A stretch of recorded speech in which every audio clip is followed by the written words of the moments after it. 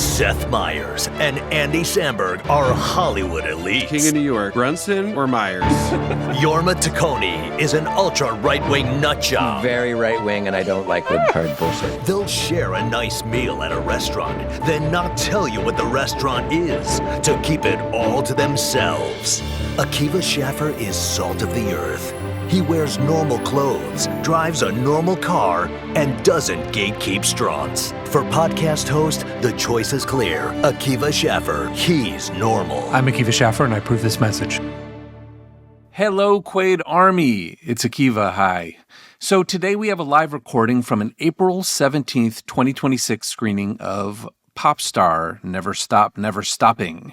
It was at the Egyptian Theater in Hollywood. It was organized by American Cinematheque, who do cool screenings all over Los Angeles year-round.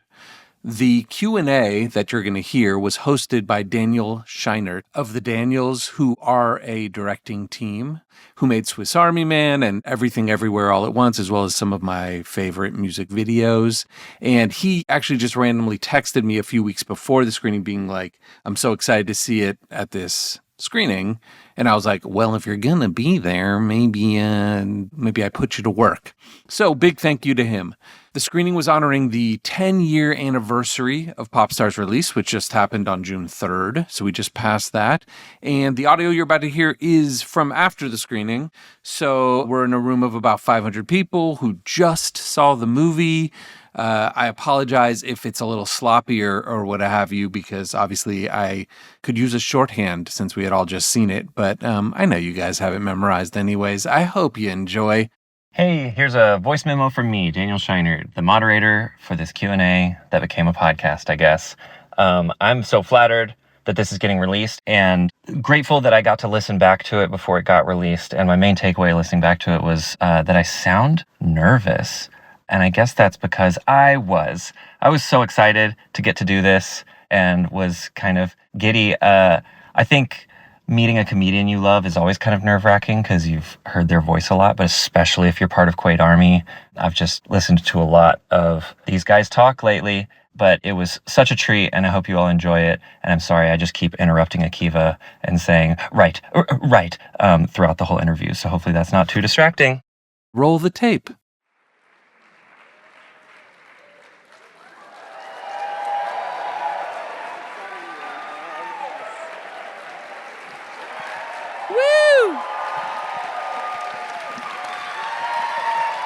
Hey, everybody.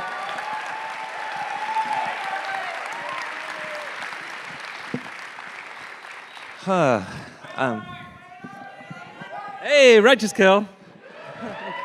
You beat me to it, Quaid Army. All right, Yeah. Righteous Kill. Do I have to say it each time? I don't know. Yeah. Hi, I'm Daniel. I did not make this movie at all. I'm just a huge fan. I've seen it many times, but it's really fun to see it with a crowd again. I think this was my first time since the premiere, but I'm not sure. Yeah. I've seen it since then at home a few times, but with an audience. How was it? It was good. It was the first half. I'll give you my honest take. Was that the first 30 minutes I was like, whoa, we really brought this together. Like, it's cooking. And then that kind of intensity cannot sustain. And so then I was just watching and going like, oh, I hope it doesn't dip too much. Because this, which is true, I think, of this genre, for all of this genre. Like, even the best ones, the Christopher Guest ones, there's a moment where you have to settle into a different pace because it's just impossible to do that first 30 minutes the whole time. It's so dense. Yeah, it's so high energy. And there's so many shots in it where I'm picturing that there was a different scene we had done, and by the end we had edited it down to a shot. And that is what makes it feel kind of real. Yeah. Is there's a shot I was watching, and I forgot about it, where it's MTV Movie Award, or not Movie Award, sorry, Spring Break. Yeah. And you're just like, man, that was a whole setup, and it's just in there for a split second. There's extras. Was there a whole MTV scene? It was just longer. It wasn't a big scene, but just there's so many little things like that. Yeah, that was the script enormous, or was it kind of ever evolving? Because it does feel like you shot a 5-hour movie, and it was just a lot of bullet points a lot of the time. So as anyone that makes, your movies have a lot of montage too, especially Everything Everywhere All at Once. We can clap that. No, This is about him. But whenever you write a montage in something you're going to shoot, it's the worst part of shooting because you have to, it's 30 setups or something, and you realize you look at your schedule and it's such a big part for so little movie. And this was like an entire movie of that, so it was very inefficient. Yeah. But it was like 27 days. We just 27 days. We just did it very, very. We shot it efficient, even though it was an inefficient. I was remembering our costume woman, Sophie, who does huge movies, but being like, usually you have like 6 costume changes in a whole movie, maybe 10. Yeah. And this was like, I forget if it was 90 or 130, because it was just for Andy. It was every day, every moment had to be like, it's a different day. Yeah. And so we just had to keep putting on. It feels like you traveled the country, went to 10 different. It's just one stadium day or like one stadium week. Or they had just renovated the Forum, and so it wasn't booked all the time yet. And we got it for 11 days. So half our shooting schedule, we were just in the Forum, and we would use every nook and cranny and just kind of decorate it a little bit. So any backstage, anything that looks like a concert, all the like alley, the little alleyways or dressing rooms or whatever. Yeah. It's all the Forum. A little bit the Long Beach Arena down, that one. We did like a day there. Yeah.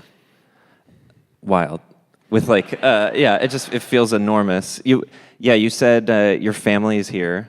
Yeah, this was the first time for my kids seeing it. They're not that young. I just don't force it down there. When they were enjoying it or not, or did you get any reviews during the closing credits? No reviews during the closing credits, but I think it seemed like they were enjoying it. I don't know. Yeah. I'll quiz them on the way home. Did they know that you and Mom make out? They did know that. I think they had seen that scene out of context. Yeah. That's the origin story. That's like the origin story. Oh, you know what? I mean, I was remembering something literally like 3 times a minute, being like, oh, that's something we could talk about. And then the moment the next joke comes, I forgot everything. But the one that got a huge laugh that I remembered immediately was the Taylor Swift joke. I forgot about that. It's on the phone, and I had kind of forgot about it because it's just ADR, because you can say anything. It's just on Andy's face with Sarah's voice. And it was not that in the script. And it was one of those ones where it was a dud in every test screening, not that joke, a different joke every time. And it's a real lesson about like never giving up when you're cutting something and just going, well, that didn't work. So you don't settle, because we just kept trying. And then it was the very last time we were like, how about this? And how then about she committed murder? Yeah. It's one of the. It wasn't even about Taylor before. It was just something else. It was just different jokes every time. Yeah. And then that was just one more of many. And it was like, maybe this. And then it's one of the better jokes. Are there any jokes that like you miss? There's so much on the album. I don't know if folks haven't listened to the Spotify full album, there's like, it's a whole universe of stuff y'all made that like it's in the background of scenes. And yeah, I mean, because we just didn't know. We just recorded a ton of stuff before we were doing the movie. Did you shoot a lot of it? Yeah. So when we were on the stage, we did. Then they're on the DVD or on the internet, some of them. But like Mona Lisa, we have the whole song performed, and it's out there. Yeah. But and then you just do the movie, and it's all about momentum. Yeah. And did you shoot "Fuck Off"? Yeah, that's out there as well. There's a song for kids called "Fuck Off." It is it's funny so too. dark. When it's playing that last song over the credits, the Legalize It one, it's fine. And in me and Andy specifically, me and him were like, this is a great one. And then in hindsight, I like "Fuck Off" so much more. Yeah. And it should be on the end credits. But at that moment, we were convinced that reggae. It feels one. good as a credit song, like "Legalize Crack." It just I like that it feels. It's like relaxing, but like it's just so insane. It fits well. Yeah, it feels like a good like. But "Fuck Off" didn't make it anywhere in there, and we filmed the whole thing. Oh, really? Yeah. Yeah, you can watch a full. We edited it together. It's out there. It's on the DVD and stuff for YouTube. Yeah. It's like a full concert performance of "Fuck Off." Wow, check it out. I also with your kids. I get a little tinges of guilt towards some of our guests that are barely, just knowing that they came and like sat and were interviewed, and then they're on there for like a split second, and I'm like, I like feel a little guilty sometimes. They're incredible.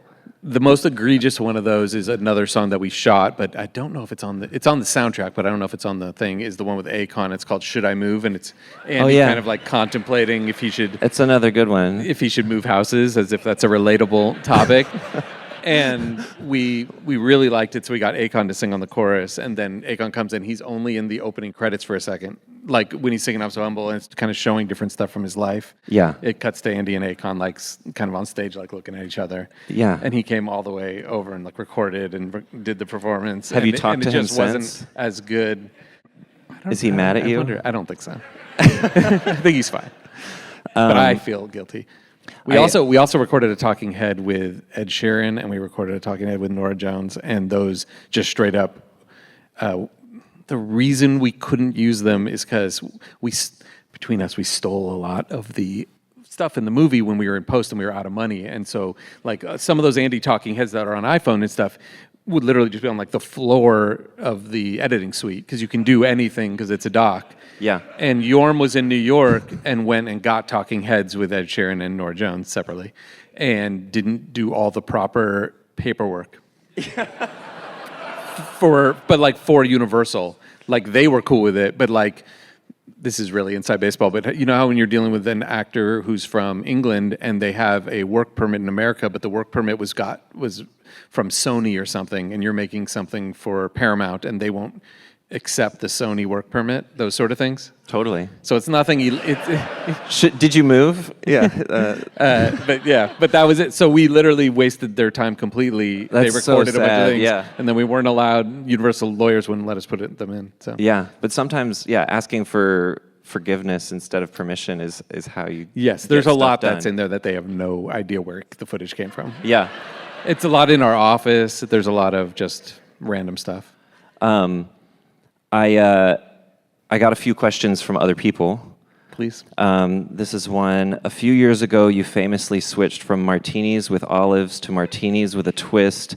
Do you think you'll ever go back, for example, on a cozy winter night with a close friend? Sorry, I should have said the setup is, Dear Akiva, it's your friend Andy. Hold for applause, Sandberg. So sorry I couldn't be there tonight, especially because I actually played the character Connor in the movie. And then you had the martini question, and then I have one more. Yeah, I knew it was from him just from the question. Sometimes I do go back. You go back. I even now sometimes do, but I'm mainly on the twist. Yeah. Yeah. Yeah, if you have good gin or vodka, then you want to appreciate it. It's nice, and it feels cleaner. Okay, great. Andy's shooting, by the way, Andy, just so you guys know why they're not here, Andy is shooting a movie, and it's nowhere near here. I don't want to blow up his spot, but with Jason Momoa, it's like an action two-hander comedy. Get out. And Yorma has a new movie, Over Your Dead Body, which has, talk about a funny moment when he's talking, the Jason Segel is the star of his now new they're movie. buds. Exactly.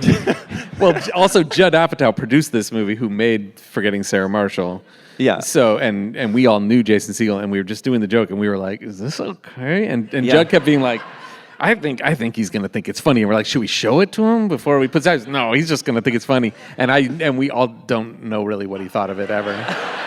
I never got feedback. Yeah, but he didn't hold a grudge. I They're guess, on a 'cause he press stars tour in- now. Yeah, Yorm's Now's the movie. time. They they could definitely ask. Yeah, we gotta figure this that's out. That's a question Yorm's. If for you have a Yorm, Yorma. go give him another. And then we'll fill everybody But he has else a press in. screening. I think it's in New Orleans was last night, and then another one in maybe New Jersey, either tonight or tomorrow night. But it was too tight. Anyways, they send their regards, or perhaps they've sent you other messages. Right. Over Your Dead Body, April 24th something. That's like a week from today.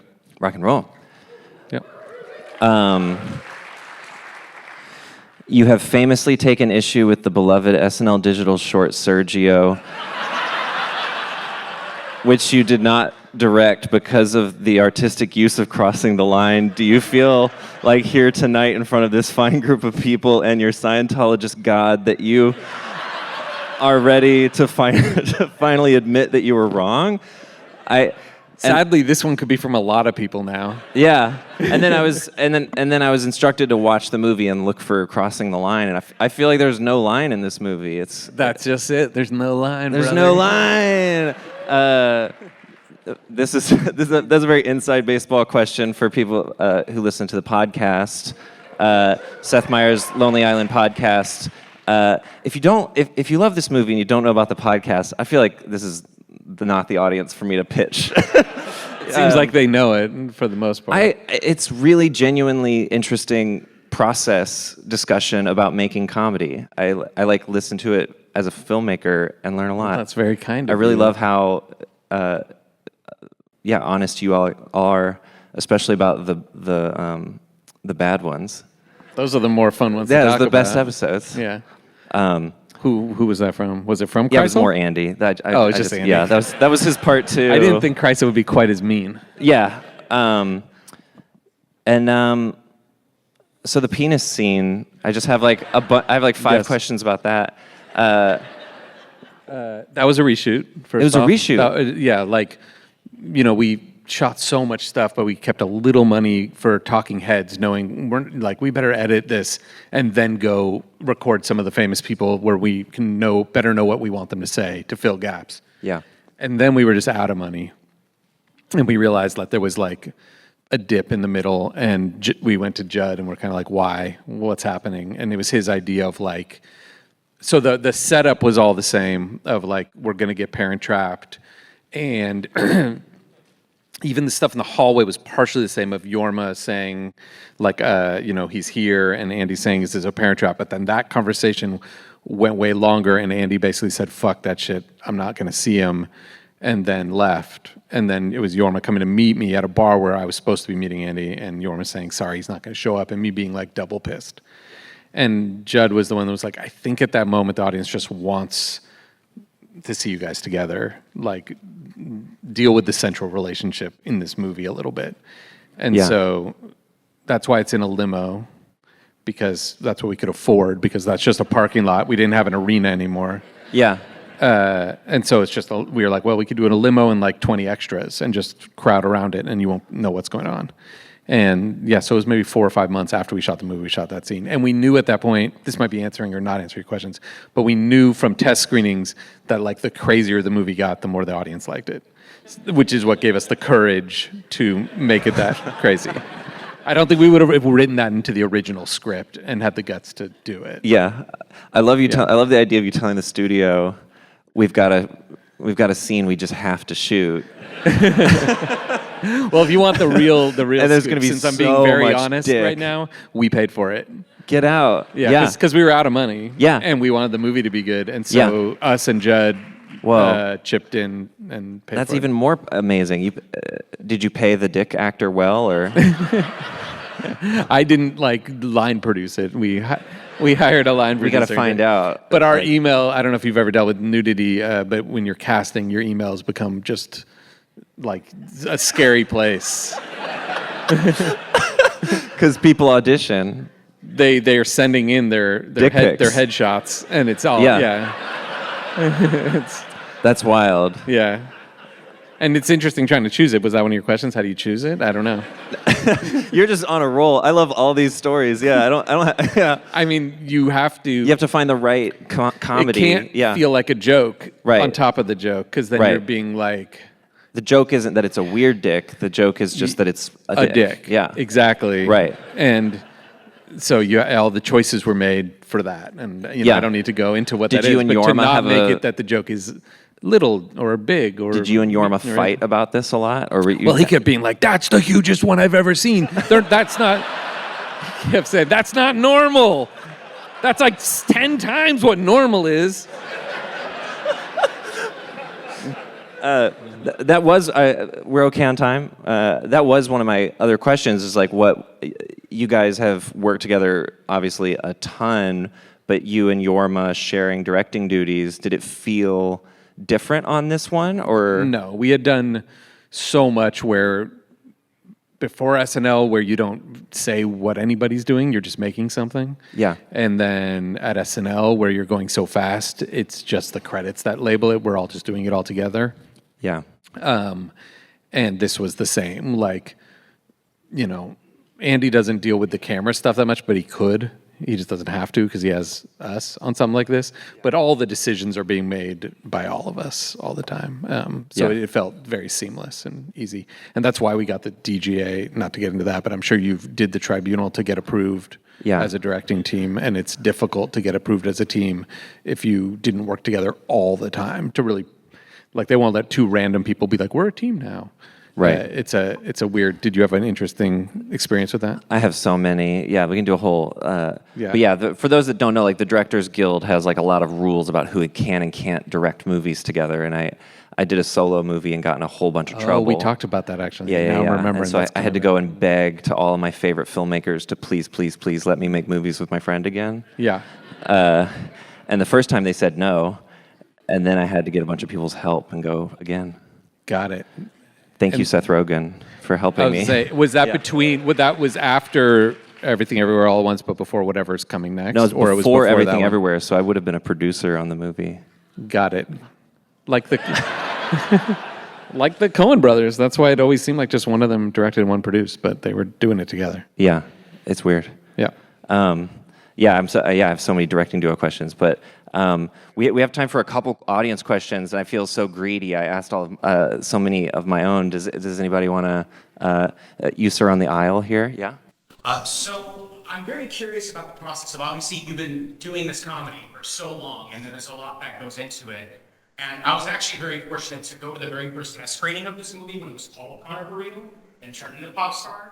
And the amount of footage that's in that obviously isn't this, it's just crazy. I don't know how you all managed to like shape it into what it is, but what I'm curious about is, in sort of the discussion, is it like, because it's studio comedy, having to talk to the studio and kind of finalize things that you guys have like Little Big Island, what is the process like as the test screenings go on, like how integral it is to like a studio comedy? Because I can imagine it's like that for a while. Yeah, well, this one was, I mean, you kind of answered your own question almost with the amount of footage. Like, we did so many talking heads, and when you get, like, Nas to come sit down, you don't just have him say 3 lines. You also don't know exactly what you need him for. So we would talk for 45 minutes, and Ringo, 45 minutes. And by the end, you have, plus we had 3 cameras on everything when we're shooting, because we're shooting doc style, and we would shoot all these extra scenes just being, because there's no wrong answer. You can go over here and shoot. You can go over there and shoot. It's all real. It can all look right. So we had like the amount of footage you'd have for a real documentary, but our schedule was like it was a normal studio comedy where we would have like 35 scenes that can pretty much only go in one order. Whereas in this, it can go in any order. Yeah. You can rearrange it. I mean, in editing, I would just do talking heads into as if I was Andy, into my phone, and then just airdrop it in and put it in just to be like, okay, now it's doing that. And you can just write it as you go.